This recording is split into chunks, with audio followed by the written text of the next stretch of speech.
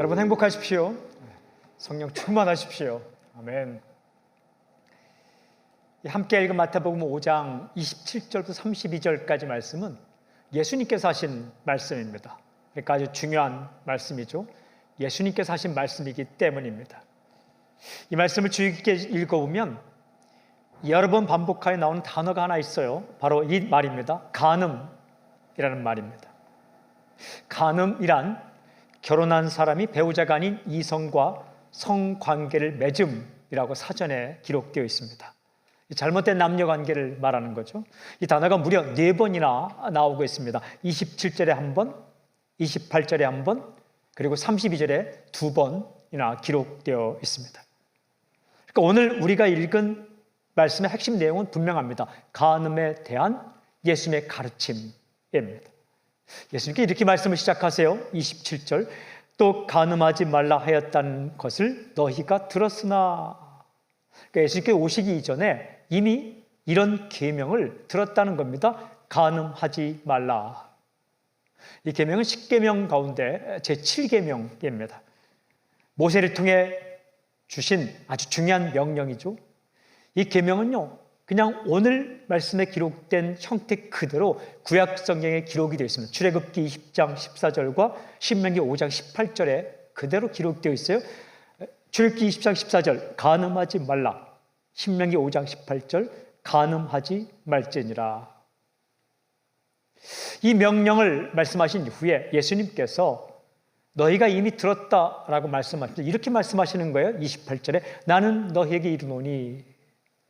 그러니까 예수님께서 이 계명에 대하여 새롭게 해석을 해주고 계십니다. 메시아의 권위로, 그러니까 율법을 만드셨고 율법을 수여하셨고 율법을 완성하신 분이고 또 율법의 해석자의 권위를 가지고 예수님께서 이 간음하지 말라라는 이 계명에 대해서 우리에게 새롭게 해석하여 말씀하여 주십니다. 그 자세한 내용이 28절부터 32절에 기록되어 있습니다. 이 말씀들을 읽고 묵상할 때 우리는 굉장히 중요한 메시지를 듣게 됩니다. 첫 번째 포인트입니다. 마음을 지키는 것이 중요하다라는 거예요. 이렇게 말씀하세요. 28절 우리 함께 읽어볼까요? 28절 시작. 나는 너희에게 이르노니 음욕을 품고 여자를 보는 자마다 마음에 이미 간음하였느니라. 마음의 문제를 말씀하십니다. 육체적으로 간음을 하지 않았어도 마음의 음욕을 품고 여자를 보았다면 이미 간음한 것이라고 주님께서 말씀하십니다. 이성적인 상대를 보면서 성적인 감정을 느끼는 것은 자체가 나쁜 것이 아닙니다. 그것은 하나님의 선물입니다. 좋은 겁니다. 그런데 이 감성이 대상을 잘못 찾으면 안 된다는 겁니다. 간음이 되는 거죠. 자기 아내, 자기 남편을 향하여 이 감정을 가지면 좋은 것이지만 자신의 아내나 남편 외에 다른 대상을 향하여 가지면 그 자체가 죄라고 주께서 말씀하십니다. 10계명을 읽어보면 제10번째 10계명, 10번째 계명은 비슷한 말씀을 우리에게 말씀해 주세요. 출애굽기 20장 17절에 내 이웃의 집을 탐내지 말라. 내 이웃의 아내나 그의 남종이나 그의 여종이나 그의 소나 그의 나귀나 무릇 내 이웃의 소유를 탐내지 말라. 그러니까 자신에게 주신 것이 아닌데, 자신에게 허락된 것이 아닌데 더 가지기를 원하는 탐심은 죄다라고 말씀하시면서 그 첫 번째가 자신의 아내가 아닌 이웃의 아내를 탐해서는 안 된다라고 말씀을 하시는 거예요. 그러니까 예수님은 이 마음속의 성적인 탐욕이 이미 죄다라고 말씀하십니다. 사람은요, 마음이 중요해요. 겉으로 드러나는 행동과 마음속의 생각이 연결되어 있다라는 거예요. 마음속의 생각을 잘 다스리지 않으면 잘못된 행동으로 나타나게 마련이죠. 그러니까 예수님은 우리가 이 마음을 잘 지키기를 원하시는 겁니다.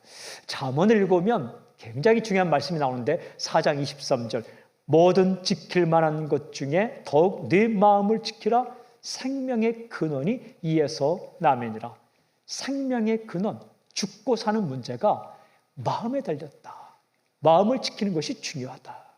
그러니까 다른 것을 지키는 게 굉장히 중요하지만 무릇 지킬 만한 것보다 네 마음을 지키라라고 말씀하시죠. 왜 그러냐면 마음속에 잘못된 생각을 자꾸 용납하다 보면 그것이 죄의 실마리가 되기 때문에 그렇습니다. 음욕을 계속 용납하면 간음의 실마리가 되기 때문이죠. 다윗이라는 사람을 아시죠? 구약성경에 나오는 굉장히 괜찮은 사람입니다. 근데 그의 인생 가운데 아주 치명적인 타격을 주었던 사건이 하나 있죠. 그것은 자신의 아내가 아닌 다른 사람의 아내를 범한 사건입니다. 그것도 자신과 목숨을 같이 하는 장군 우리아의 아내, 즉 밧세바를 범한 사건입니다.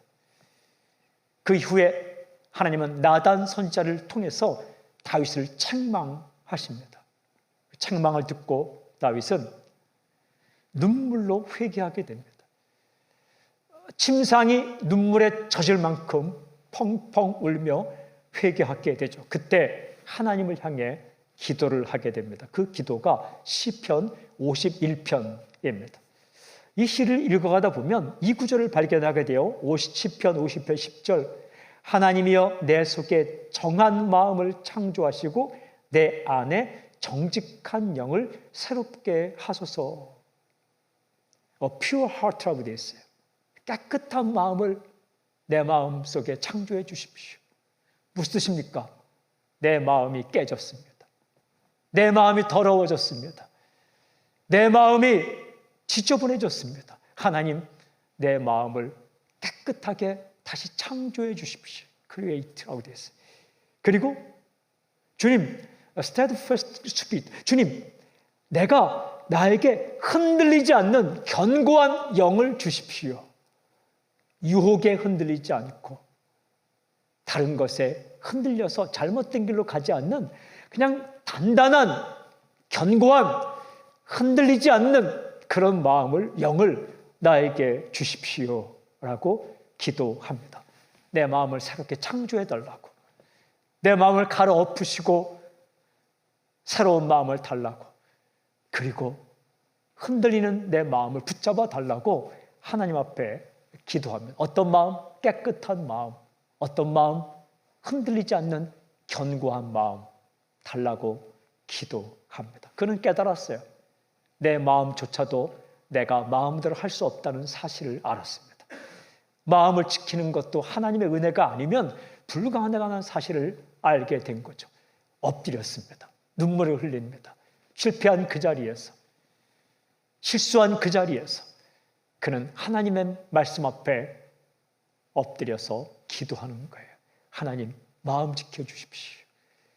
깨끗한 마음을 주십시오. 흔들리지 않는 마음을 주십시오. 라고 엎드려 기도합니다. 하나님 어떻게 하셨습니까? 다시 그의 인생 가운데 길을 열어 주셨습니다. 사랑하는 여러분, 이 기도, 이 간구, 이 외침, 하나님, 내 안에 깨끗한 마음을 주십시오. 하나님, 내 안에 하나님의 뜻을 따라 살 수 있는 흔들리지 않는 굳은 마음을 주십시오. 이 기도가 당신의 기도가 되길 바랍니다. 순간순간 어떤 상황 가운데 있든지 어떤 마음을 품느냐가 어떤 행동을 하느냐를 결정할 때가 있는 거죠. 날마다 기도하는 거예요. 하나님, 내 마음 붙잡아 주십시오. 내 마음이 길을 잃지 않게 해주십시오.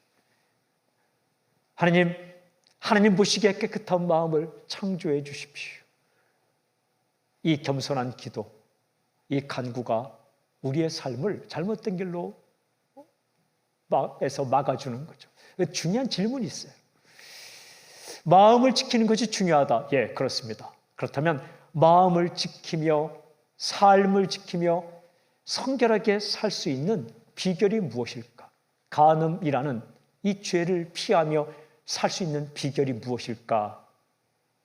두 번째 포인트입니다. 예수님 이렇게 말씀하십니다. 아주 작은 유혹이라도 단호하게 거부하라 라고 말씀하세요. 아주 작은 유혹이라도 단호하게 거부하라. 이렇게 말씀하세요. 29절 30절. 만일 내 오른 눈이 너로 실족하게 하거든 떼어내버리라.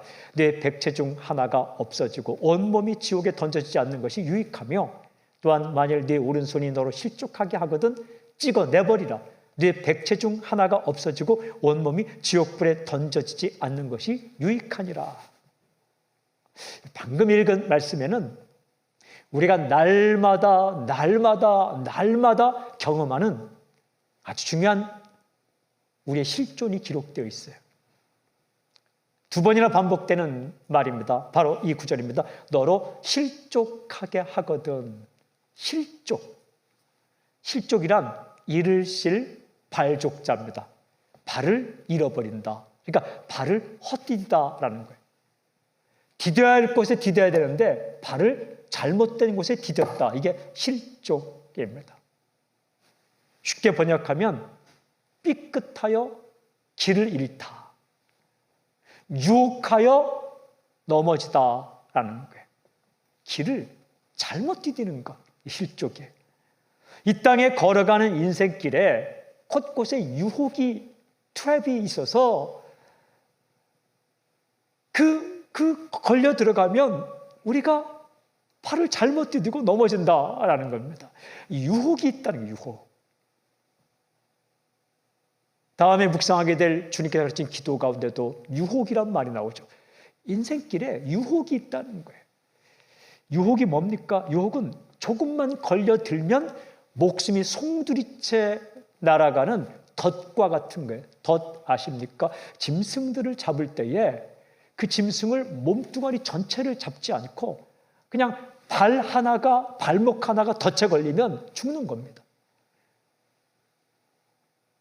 그게 덫이에요. 유혹이라는 것은 밟으면 터지고 목숨을 잃게 되는 지뢰와 같은 것이에요. 발로 밟았지만 목숨이 날아가는 그런 게 유혹이에요. 조금만 마셔도 죽음으로 이끄는 독과 같은 것이 유혹입니다. 이 유혹이 산재해 있다는 거예요. 그 유혹의 손길은 어떻게 다가오는가? 아주 작은 것으로부터 온다. 이렇게 기록되어 있어요.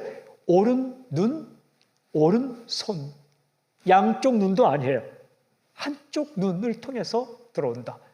온몸을 통해서 들어오는 거 아니에요. 그냥 양쪽 눈도 아니고 한쪽 눈을 통해서 유혹이 들어온다. 또 오른손, 양쪽 손도 아니에요. 한쪽 손을 통해서 유혹이 다가온다라는 거예요. 온몸을 통해 보는 것도 아니고 듣는 것도 아니고 걸어가는 것도 아닌데 이 만지는 손을 통해서도 유혹이 들어온다. 뭐예요? 쉽게 느낄 수 있는 것, 즉 보는 것, 만지는 것, 듣는 것, 책 한 권, 영상 한 편, 말 한마디, 어느 곳에 간 발걸음 하나, 그런 작은 것을 통해서 우리의 삶을 송두리째 앗아가는, 넘어뜨리는, 깨뜨리는 그런 유혹이 다가온다라는 겁니다. 어떻게 해야 됩니까? 주님께 이렇게 말씀하세요. 빼어내버리라, 찍어내버리라. 이 무슨 뜻입니까? 단호하게 거절하라라는 거예요. 단호하게 거부하라. 그러니까 더 내 삶을 지배하기 이전에 작은 부분을 용납하지 말고 단호하게 거부하라라는 거예요. 하나가 잘못되면 이게 온통 모든 것들이 잘못될 수 있다. 예수님은 이렇게 말씀하세요. 반복해서 2번이나 반복하는 말씀이 나옵니다. 이런 말씀이에요. 뇌 백체 중 하나가 없어지고 온몸이 지옥에 던져지지 않는 것이 유익하며, 다시 뇌 백체 중 하나가 없어지고 온몸이 지옥에 던져지지 않는 것이 유익하니라. 무슨 말씀입니까?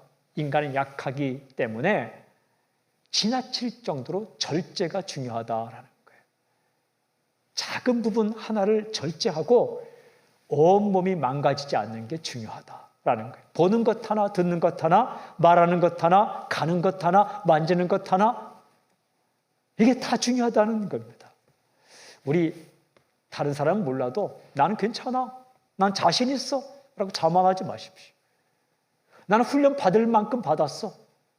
나는 경험할 만큼 했어. 나는 그런 게 관심 없어. 나는 아무리 그래도 나는 괜찮아 라고 자만하지 마십시오. 어떤 사람도 자신할 수 없는 거예요. 겸손하십시오. 절제하는 게 필요해요. 절제. 아무거나 보고 아무거나 듣고 아무 말이나 말하고 아무 데나 가고 그러지 않고 절제하는 게 중요하다라는 말씀입니다. 절제에는 아픔이 있어요. 왜? 하지 않는 게 얼마나 불편할지 몰라요. 절제에는 불편함이 있어요. 불편해요. 그러나 그게 사는 길입니다. 왜? 인간이기 때문에. 날마다 말씀 앞에 서십시오. 그리고 날마다 기도의 무릎을 꿇으십시오. 그리고 아주 작은 유혹이라도 잘못된 길이다 라고 생각될 때 발을 디디지 마십시오. 과감하게 거절하십시오. 중요한 질문이 있어요. 아주 작은 유혹이라도 단호하게 거부하라고 말씀하신 주님은 우리가 이 간음이라는 이 유혹을 이길 수 있는 적극적인 비결로서 무엇을 말씀하실까? 세 번째 포인트입니다.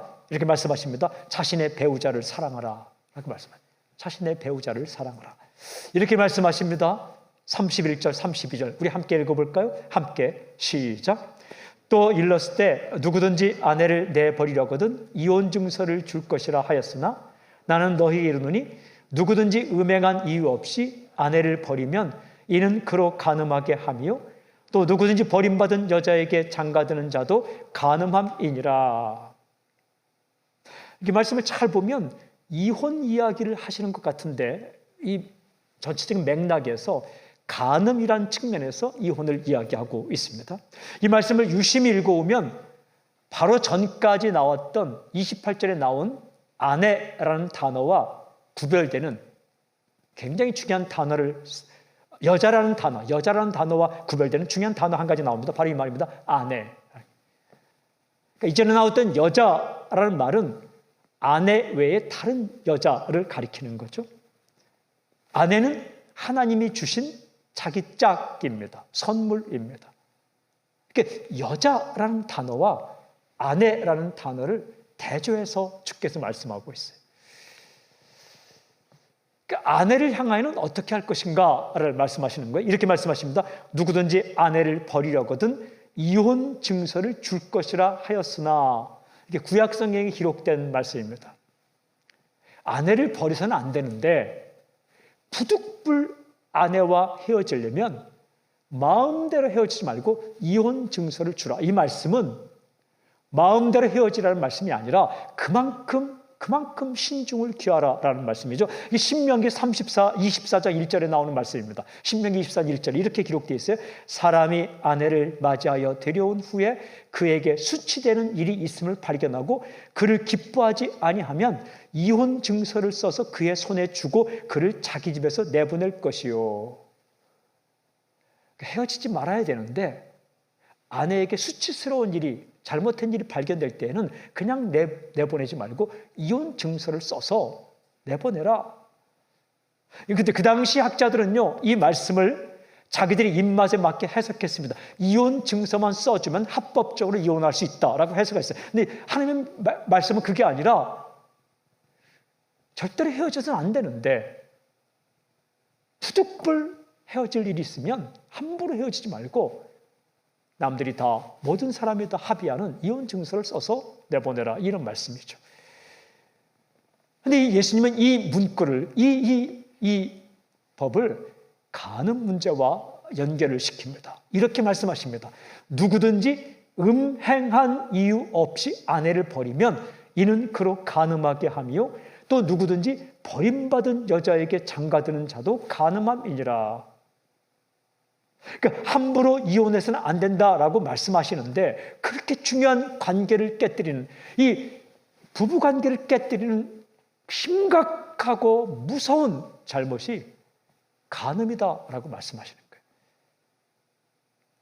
그러니까 헤어지는 건 안 되는데 간음만큼은 예외를 두고 있다라는 말씀입니다. 그 어떤 것도 이혼의 사유가 될 수 없는데 음행의 문제만큼은 예수님도 예외를 두셨습니다. 그렇다고 예수님께서 마음대로 헤어지라는 말씀이 아니라 그만큼 이 간음이, 그만큼 음행이 관계를 깨뜨리는, 사랑과의 관계를 깨뜨리는 무서운 죄악이다라는 말씀이에요. 가정을 파괴하고 인간관계를 깨뜨리는 강력한 범죄입니다. 마태복음을 쭉 읽어다 보면 19장에 또다시 비슷한 내용이 납니다. 19장 8절 9절 보면 이혼에 대하여 질문하는 바리새인들의 질문에 대해서 예수님께서 이렇게 말씀하십니다. 마태복음 19장 8절 9절 예수께서 이르시되 모세가 너희 마음의 완악함 때문에 아내 버림을 허락하였거니와 본래는 그렇지 아니하니라. 내가 너에게 말하노니 누구든지 음행한 이외에 아내를 버리고 다른 데 장가드는 자는 간음함이니라. 모세가 신명기를 쓰면서 마음대로 이혼하라 할 게 아니라 너의 마음의 완악함 때문에 이혼 증서를 조건으로 허락했지만 본래는 헤어지는 것이 하나님의 뜻은 아니다. 그러나 아내를 버리고 아내 외에 다른 사람과 음행한 경우에 그 경우만은 예외다라고 주께서 말씀하시는 거죠. 한 사람이 음행을 하면 헤어지게 되죠.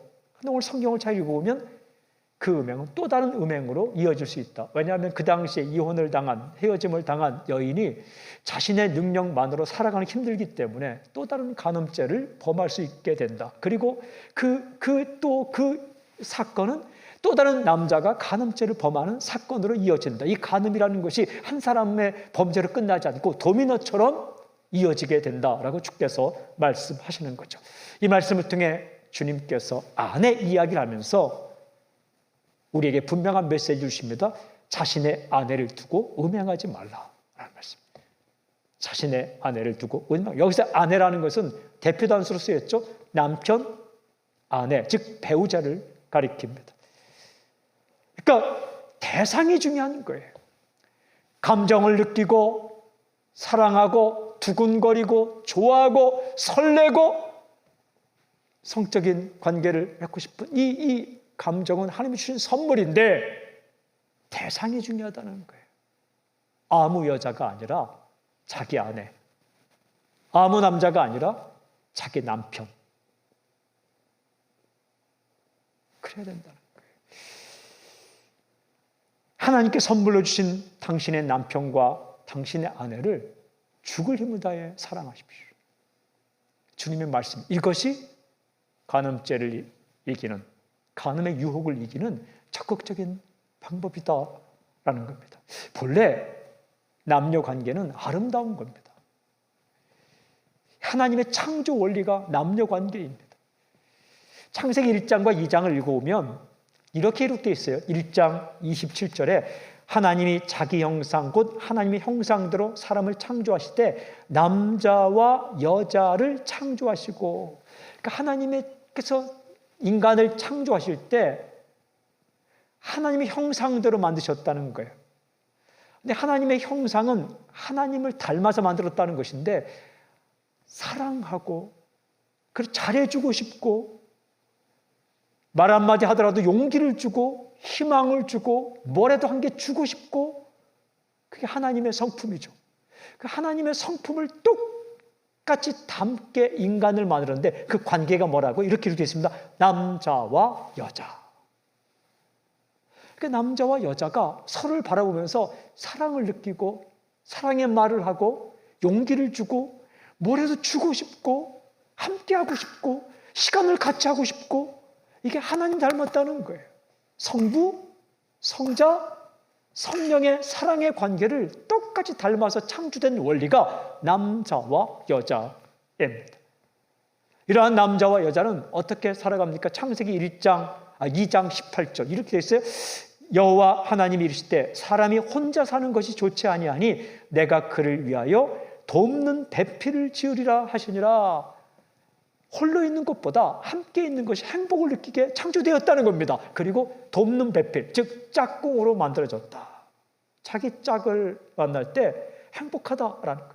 2장 24절 이러므로 남자가 부모를 떠나 그의 아내와 합하여 둘이 한 몸을 이룰지로다. 때가 되면 부모의 품을 떠나서 그 배우자를 만나 사랑을 하게 된다라는 거예요.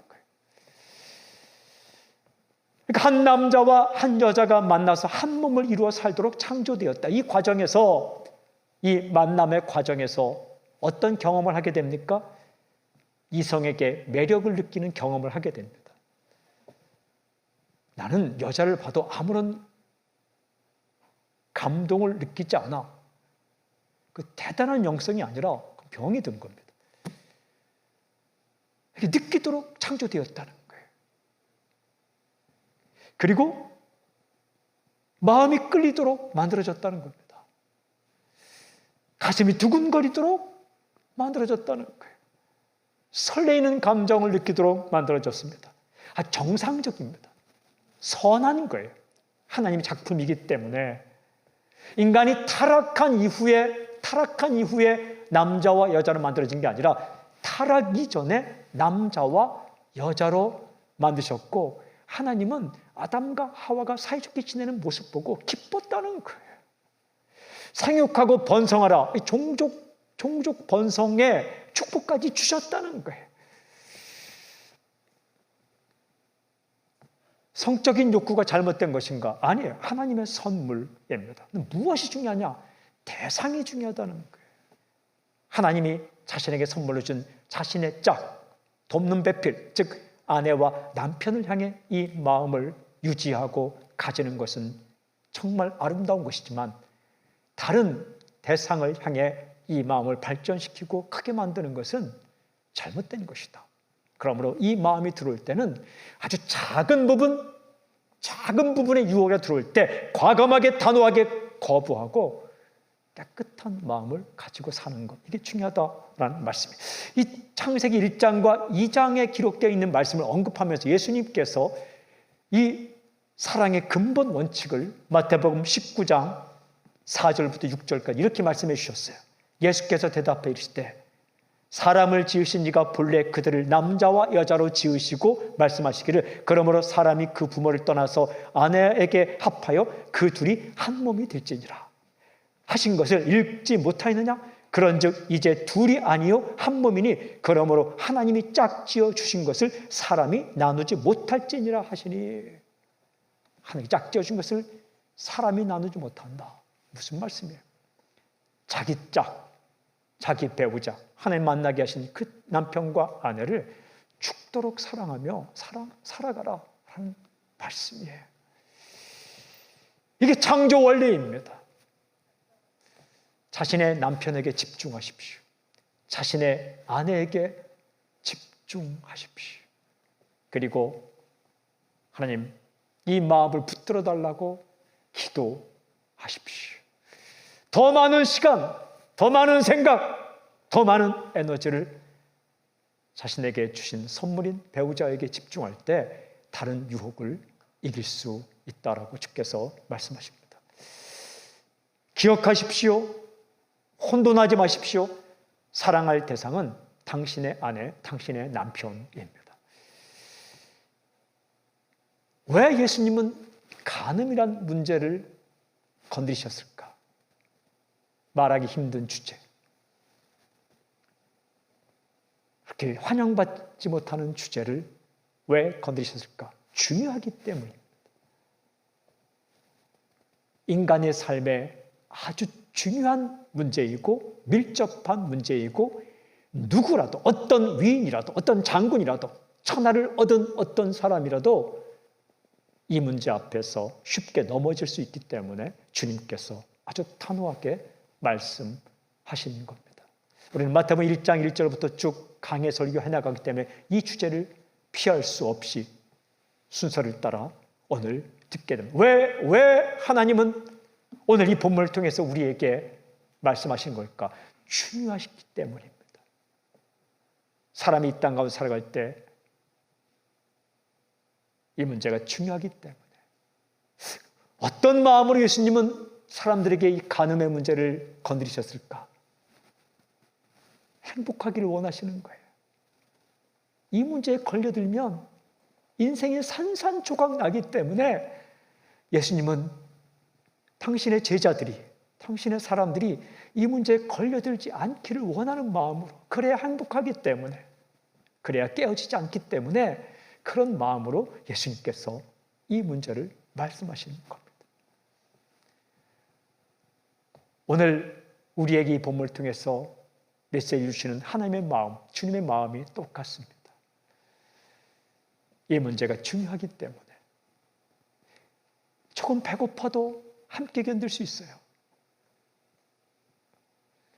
조금 가진 게 적어도 함께 견딜 수 있습니다. 조금 집이 좁아도 함께 견딜 수 있습니다. 그런데 이 문제에 걸리면 어떤 누구도 마음이 깨어지고 산산조각나고 이전까지 지었던 관계의 탑이 한순식간에 와르르 무너지기 때문에 그렇습니다. 사랑하는 여러분, 오늘도 당신의 마음을 지켜달라고 기도하십시오. 교만하지 말고, 자만하지 말고 나의 마음을 지켜달라고 하나님 앞에 엎드리십시오. 그리고 아주 작은 유혹에도 단호하게 거절하십시오. 나 정도는, 이 정도는 넘길 수 있어. 이런 장소에 있어도 이 정도는 내가 충분히 절제할 수 있어라고 교만하지 마십시오. 얼른 자리를 피하고 얼른 바꾸십시오. 이미 결혼한 사람이라면 하나님께 당신에게 선물로 주신 배우자에게 집중하십시오. 그렇게 살게 해달라고 기도하십시오. 우리는 부족합니다. 사람은 다 부족합니다. 그러나 주님께서 우리 마음을 지켜주시고 주님께서 우리에게 새 힘을 주시고 주님께서 우리를 붙잡아 주신다면 그렇게 행할 수 있습니다. 우리가 엎드릴 때에 그렇게 행하게 하실 우리 주님을 찬양합니다. 할렐루야. 아멘. 주를 높여 드립니다. 아멘. 힘을 주십시오. 붙잡아 주십시오.